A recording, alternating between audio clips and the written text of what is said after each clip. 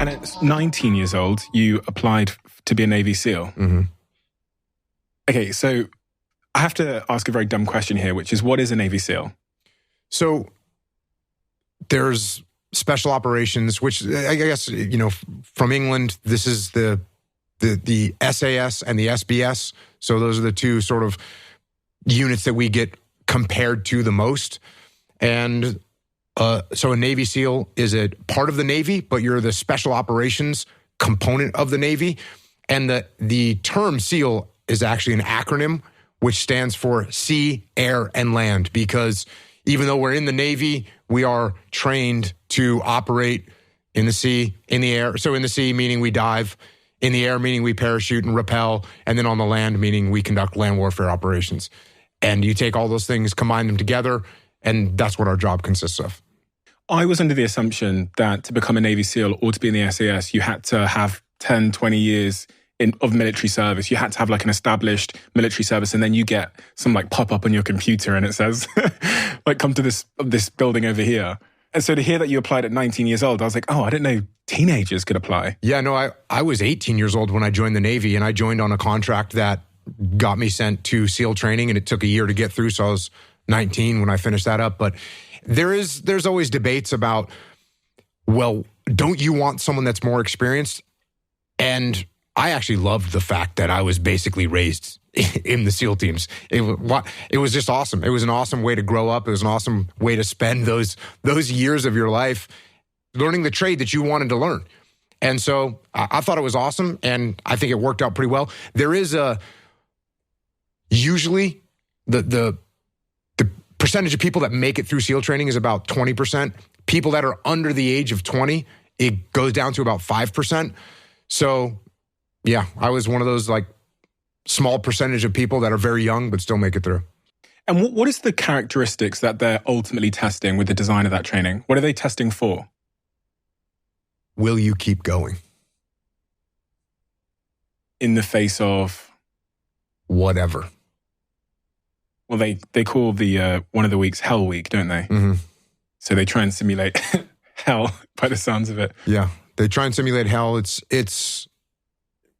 They actually were trying to simulate combat initially. When they created that week, they wanted to take as much combat simulation from World War II at the time and put it into a very compressed schedule so they could create these frogmen to go overseas and conduct operations, because World War II was going on. And so they needed to compress the training cycle. So they compressed a bunch of that combat simulation into, it's about 5.5 days, no sleep, lots of physical activity, lots of stress, lots of pain, and lots of people quit. How many people quit in that particular week? I would say most of the people that quit, probably it's probably 80% of the quitters quit in that week. It's been long discussed. I think there's a book called Grit where they discuss what it takes in terms of character traits to get through these kinds of endurance tasks. And people often think it's those that have the biggest muscles or that do the most, cardiovascular exercise.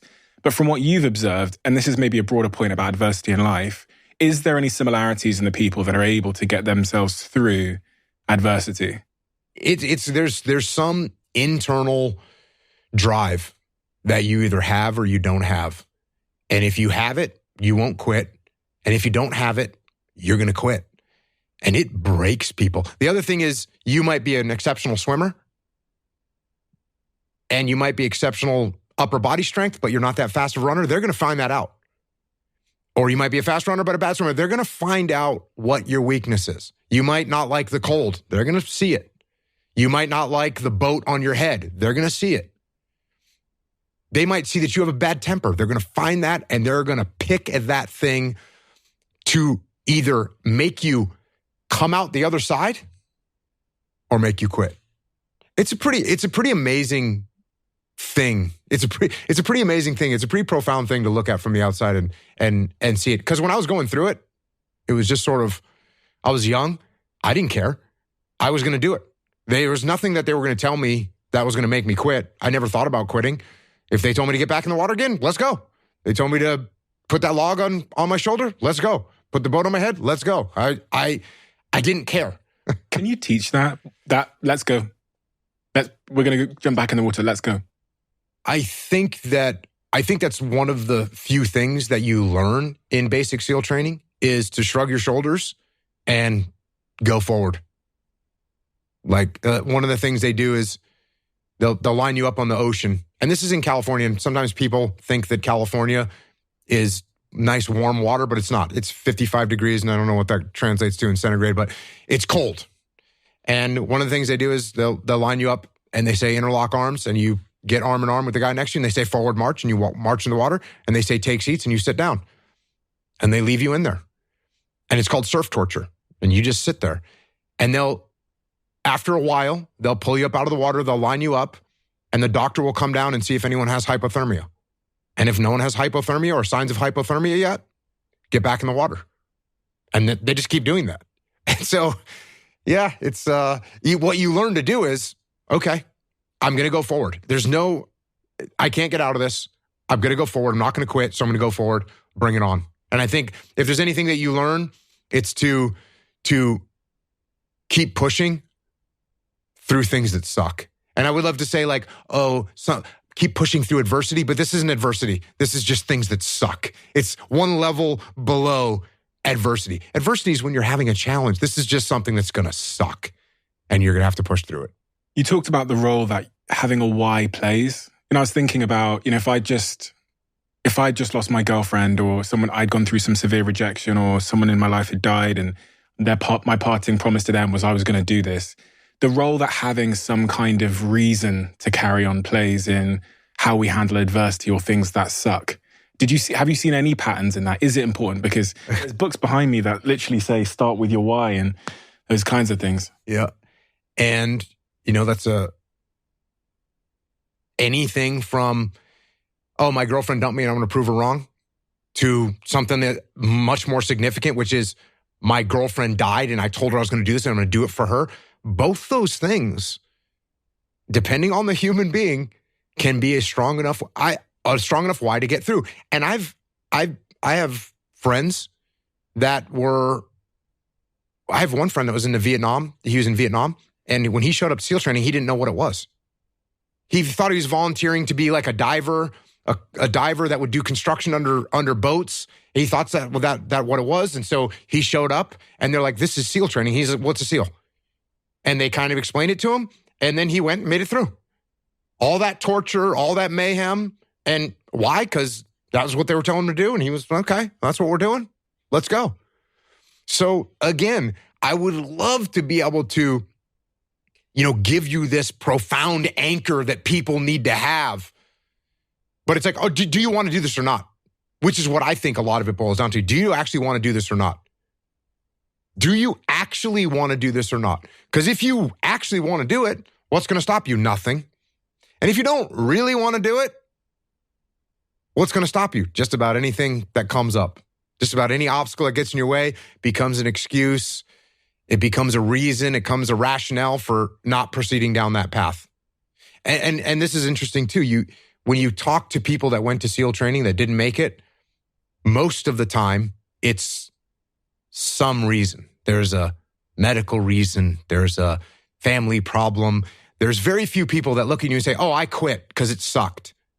Which is what happens to the vast majority of people. The vast majority of people that don't make it through SEAL training, and by this I mean 80, 90% of the people that don't make it through SEAL training, they didn't make it through because they quit. Then there's a small percentage that had a medical problem, and then there's a small percentage that got performance dropped, meaning they couldn't perform the runs, the swims, the technical aspects of the job, and they failed, and they get dropped. But the vast majority of people, they quit, but they don't usually say that. And even in their mind, they probably don't believe it. They probably believe, it was my leg, and once my leg was hurting, I knew I was going to have a hard time on the runs, and since I wasn't going to be able to make the runs, that's why I quit. But it wasn't really quitting; it was because of my leg.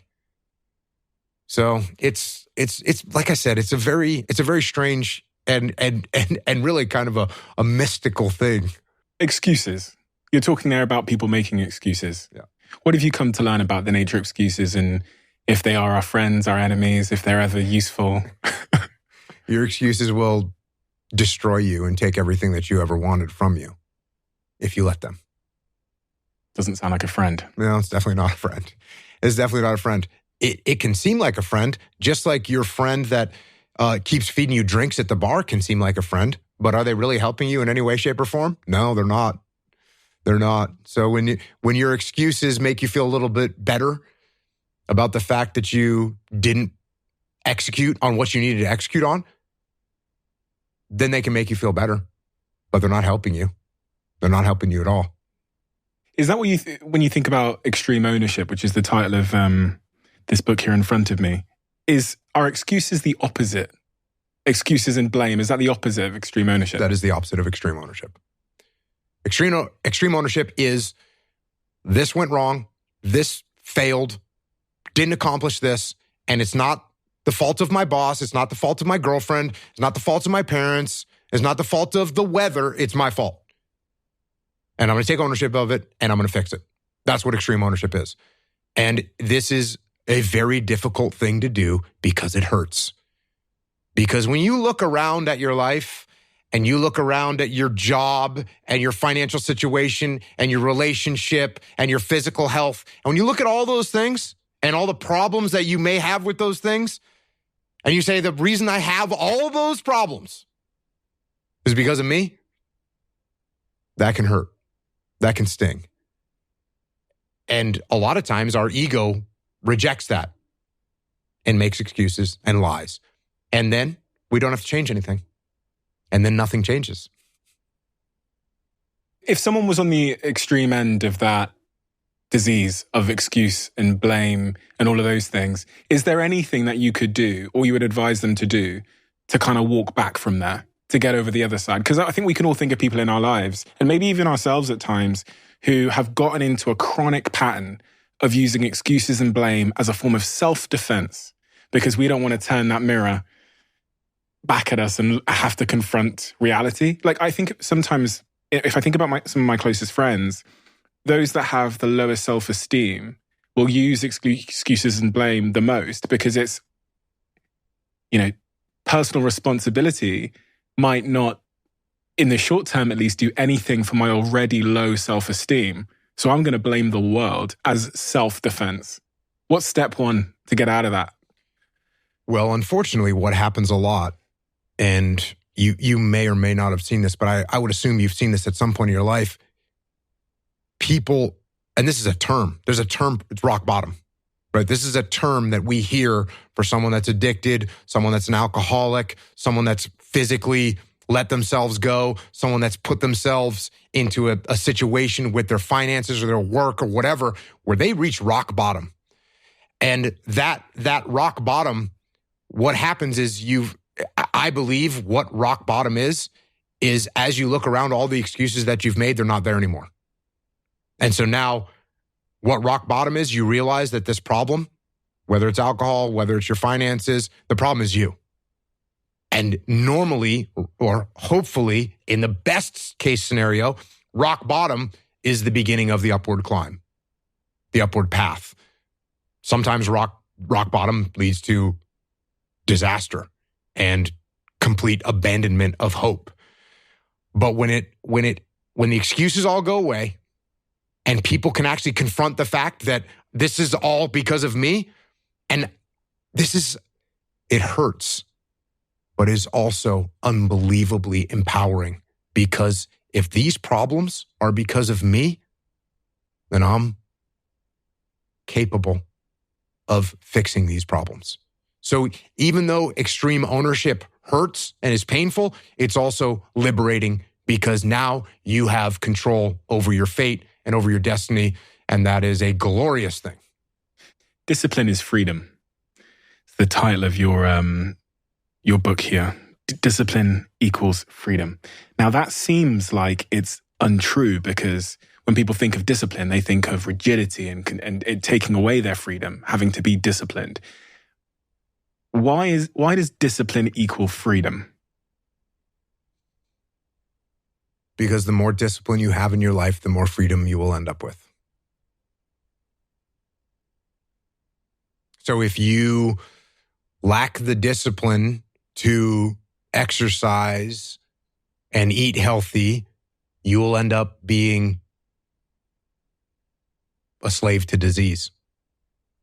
If you lack the discipline to work hard, save your money, you will end up a slave to finances. If you lack the discipline to manage your time correctly, you will end up with no free time. If you have self-discipline, if you have the discipline to save your money and work hard and invest your money properly, if you have the discipline to manage your time correctly and not waste a bunch of time, if you have the discipline to exercise and eat healthy, you will end up with freedom. And I know it's a counterintuitive, it's contrarian, but I've seen this over and over and over again. If you want freedom in your life, you have to have discipline. There's going to be some kid listening to this now. I always think about the personas that are listening, and they are, eating Doritos off their belly. Spit them out.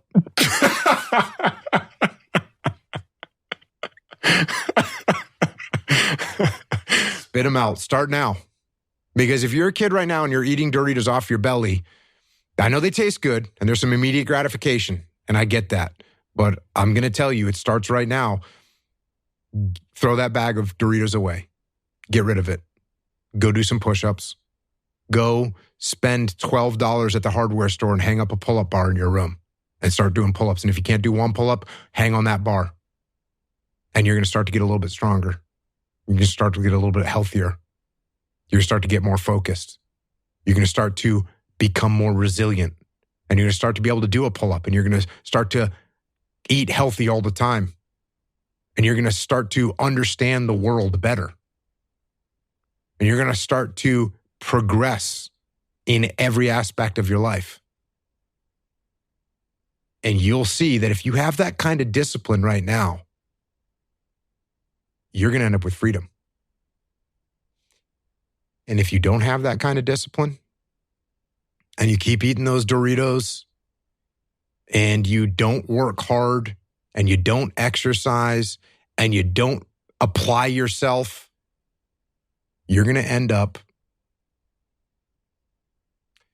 shackled. You're going to end up shackled by a boss that you don't like, doing a job that you don't like to do, with sicknesses and diseases that you don't want, relying on people that you can't even count on, alone. And you don't have to. But if you have discipline, you will attain freedom.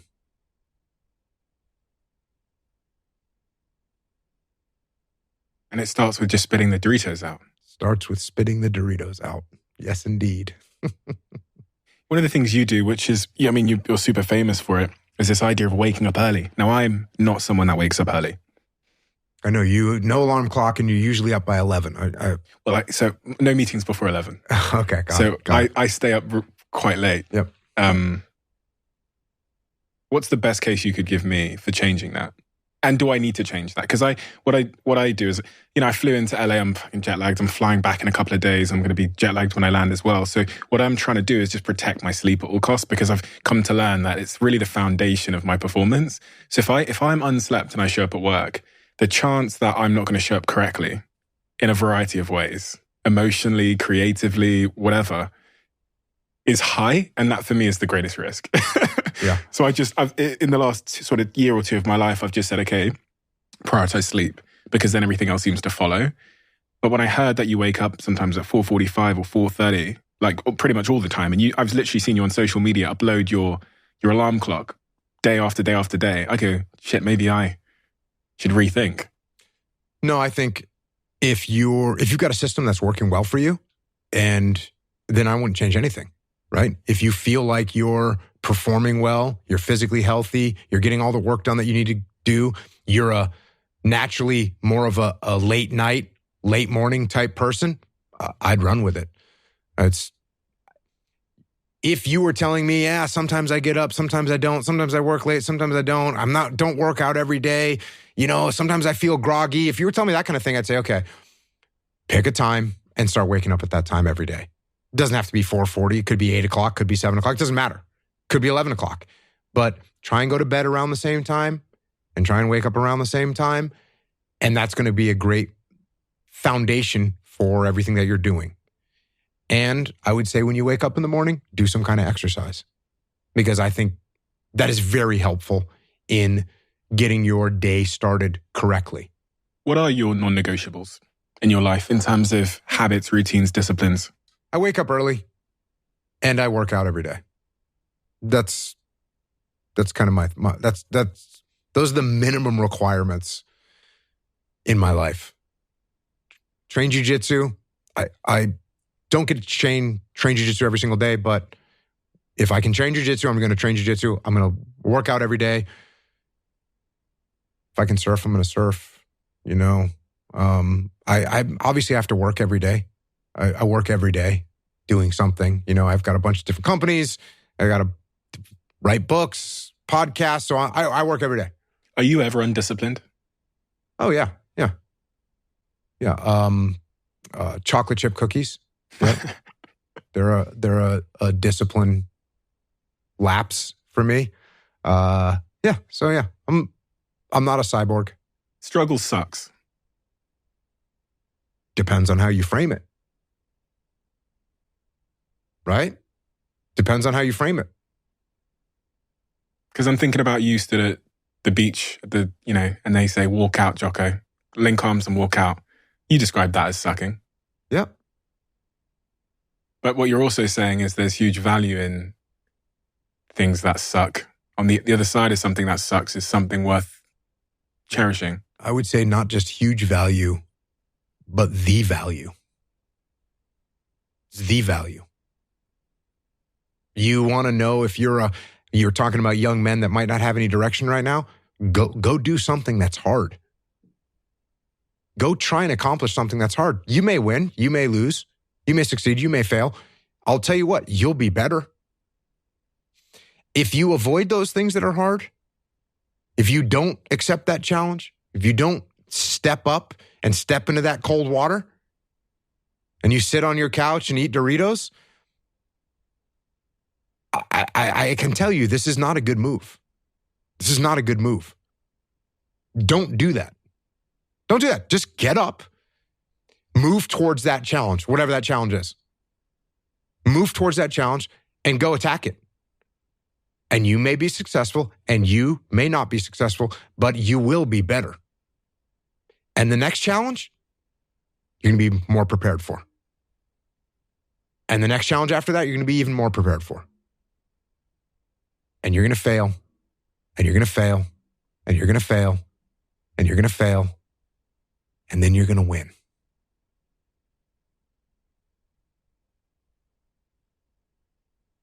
And that's life. Life without those challenges, it's just existence. Don't just exist. Go live. What you just listened to was a most replayed moment from a previous episode. If you want to listen to that full episode, I've linked it down below. Check the description. Thank you.